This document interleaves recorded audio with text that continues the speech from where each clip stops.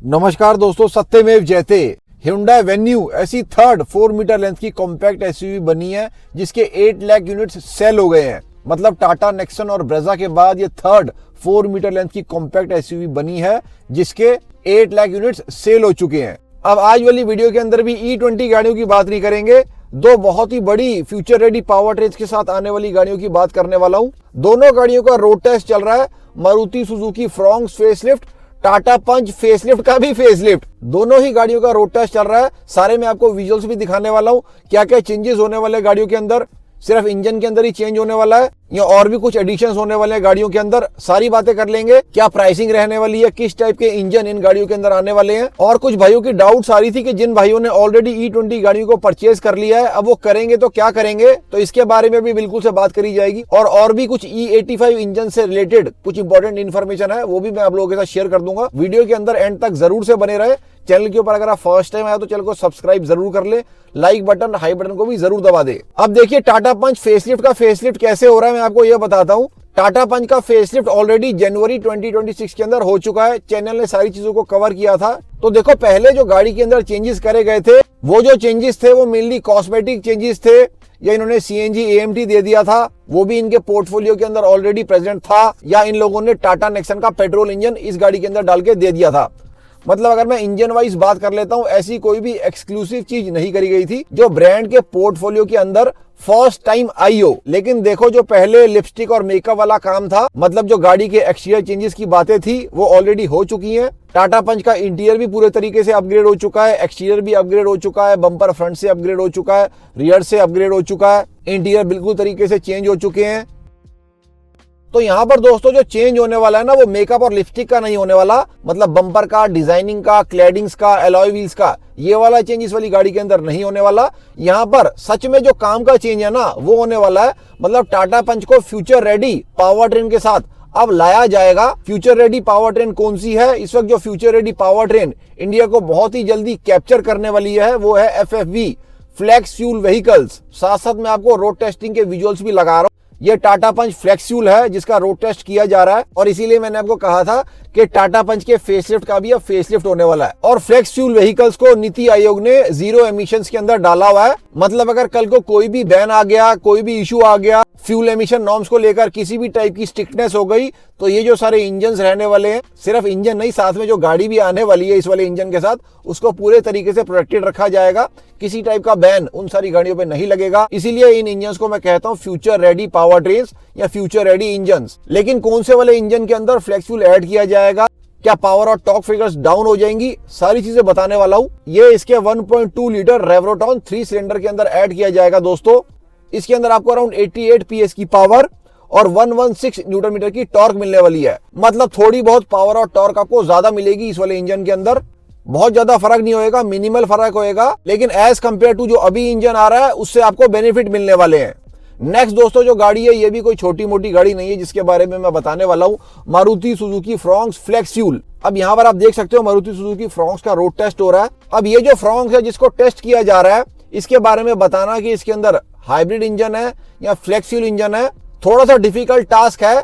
लेकिन दोस्तों हम लोगों ने इसको काफी ज्यादा एनालाइज किया। साथ में हमने जो Maruti Suzuki Fronx Japan mobility show के अंदर शोकेस करी गई थी ईयर 2025 के अंदर, उस वाली गाड़ी को भी हमने देखा और हमने दोनों गाड़ियों के रियर को देखा। दोनों ही गाड़ियों के रियर के अंदर आपको हाइब्रिड की बैजिंग मिल रही है। मैं आपको मार्क करके दिखा रहा हूं। ये जो गाड़ी टेस्ट करी जा रही है इसके पीछे भी हाइब्रिड की बैजिंग है, और जो गाड़ी शोकेस करी गई थी सुजुकी कॉर्पोरेशन के एंड से जापान मोबिलिटी शो के अंदर पिछले साल, उसके पीछे भी आपको सिमिलर हाइब्रिड की बैजिंग लगी हुई मिल रही है। तो बिल्कुल से दोस्तों ये वाली जो मारुति सुजुकी फ्रॉन्क्स आपके आगे जो रोड टेस्ट मैंने आपको विजुअल लगाई है, ये बिल्कुल से फ्रॉन्क्स फ्लेक्स फ्यूल है। और ये स्मार्ट हाइब्रिड सिस्टम है इस गाड़ी के अंदर, मतलब आइडल स्टॉप स्टार्ट। ये फुल हाइब्रिड सिस्टम नहीं है। मारुति फ्रॉन्क्स के अंदर आपको फुल हाइब्रिड सेटअप भी मिलेगा, लेकिन वो एट अ लेटर स्टेज मिलेगा। अभी जो बहुत ही जल्दी मारुति फ्रॉन्क्स आने वाली है वो फ्लेक्स फ्यूल के साथ आएगी। अब यहाँ पर टाटा पंच वाला हिसाब नहीं होने वाला।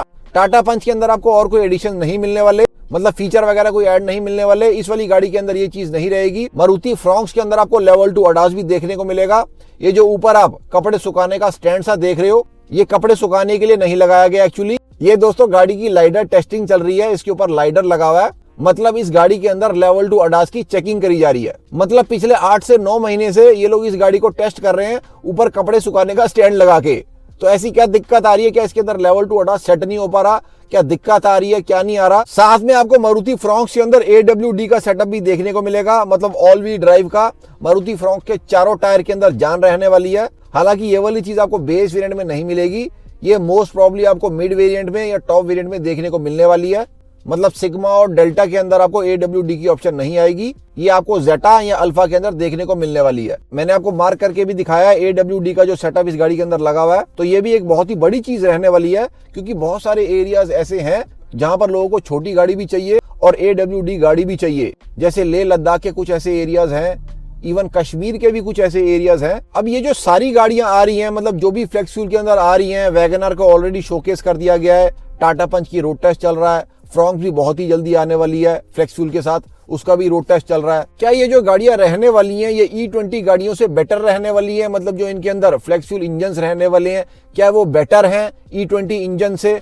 तो दोस्तों इसका आंसर आपको थोड़े ही मिनट्स में मिल जाएगा। अब देखो ये जो इंजन है ना, ये भी कंबशन इंजन ही है, मतलब जो पहले गाड़ियों के अंदर आ रहा था वैसे ही टाइप का ये वाला भी इंजन रहने वाला है।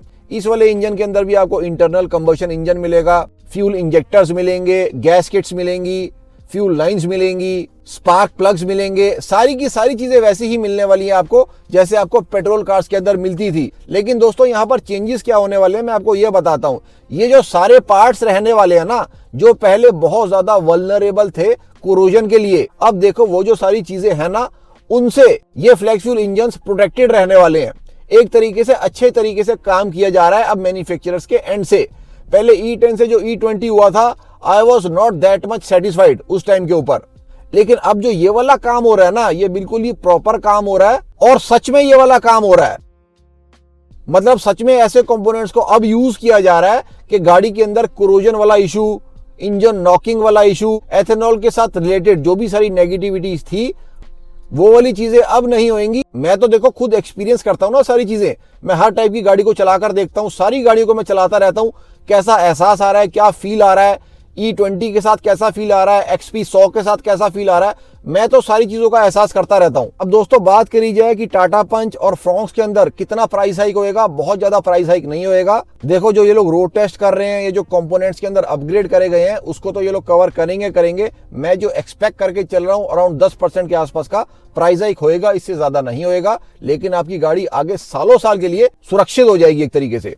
दोनों गाड़ियां आने कब वाली हैं ये भी बता दिया जाए। टाटा पंच के बारे में तो ऑफिशियली बोल दिया गया है, बाय द ईयर एंड या फर्स्ट क्वार्टर ऑफ 2027 के अंदर आपको टाटा पंच फ्लेक्स फ्यूल देखने को मिल जाएगी, मतलब टाटा पंच फेसलिफ्ट का भी फेसलिफ्ट। बात करी जाए मारुति फ्रॉन्क्स की तो खुफिया सिंह कुछ भी बताते नहीं है, लेकिन जितना भी मैंने अपने सोर्सेज के साथ डिस्कशन करी है, जो भी सारी बातों के हिसाब से जो रिजल्ट निकल कर आया है, ये गाड़ी दोस्तों आपको 3 से 4 महीने के अंदर अंदर इंडियन कार मार्केट के अंदर देखने को मिल जाएगी। ब्रेजा से पहले आएगी Maruti Suzuki Fronx flex fuel. तो ऐसे बहुत सारे भाई हैं जो बहुत ही अर्जेंट के अंदर हैं, अभी उनको गाड़ी चाहिए ही चाहिए। एटलीस्ट उस टाइम के ऊपर आप सब भाई लोग फ्रॉन्क्स फ्लेक्स फ्यूल को तो ले पाओगे, वो एक फ्यूचर रेडी पावर ट्रेन है जो बिल्कुल से सुरक्षित दिखाई देती है। अब देखो बात करी जाए जो भाई लोग मेरे जैसे हैं, फैजल भाई जैसे हैं, जो गाड़ी को ऑलरेडी ले चुके हैं, E20 गाड़ी का बोझ अपने माथे के ऊपर ऑलरेडी ले चुके हैं, उन सब ने क्या करना है। अभी भी आप देख सकते हो मेरे को रेगुलर के अंदर कमेंट्स आ रहे हैं, इतने ज्यादा कमेंट्स मेरे को ऑलरेडी आ चुके हैं कि E20 गाड़ी वाले भाई क्या करें। जब मैं चैनल के ऊपर बताता था कि फ्यूचर रेडी पावर ट्रेन्स आने वाली हैं, तब तो आप लोगों ने मेरी बात सुनी नहीं। बहुत सारे भाइयों ने जिन्होंने बात सुन ली, विशाल भाई ने बात सुन ली, अर्जुन वर्तक भाई ने बात सुन ली, वो लोग अब पका हुआ आम खाएंगे। अब जो आम हम लोगों के पास है, हमने क्या करना है मैं आपको बताता हूं। हम लोग दोस्तों अब कुछ नहीं कर सकते। अगर E20 बंद होके E22 आ गया, E25 आ गया, तो हमारी गाड़ियों का क्या होगा कल को, कुछ नहीं कहा जा सकता। कितनी इंजन नॉकिंग आएगी हमारी गाड़ियों के अंदर, माइलेज और कितनी डाउन होएगी जो ऑलरेडी पहले ही डाउन हो चुकी है। तो एक तरीके से वही हाल अपनी भी गाड़ियों का होगा जो E10 गाड़ियों का हुआ था E20 पूरे तरीके से आने के बाद। तो अब हम लोग सिर्फ यही प्रार्थना कर सकते हैं कि E22, E25, E26, E27 ना आए, E20 ही रहे। लेकिन देखो खतरे की तलवार तो हम सब भाइयों के सर के ऊपर ऑलरेडी लटक रही है जो E20 गाड़ियां लेके फंसे पड़े हैं। चैनल के ऊपर और भी बहुत सारा कंटेंट आप लोगों को मिल जाएगा। मारुति, टाटा, हुंडई, महिंद्रा कार्स को लेकर सारा ही जेन्युइन और ऑथेंटिक कंटेंट रहता है। अभी तक चैनल को सब्सक्राइब नहीं किया, please consider subscribing the channel. Like button, high button को भी जरूर दबा दें। कल फिर से मिलते हैं वीरो। जय हिंद, जय Bharat and full support to the Indian arm forces.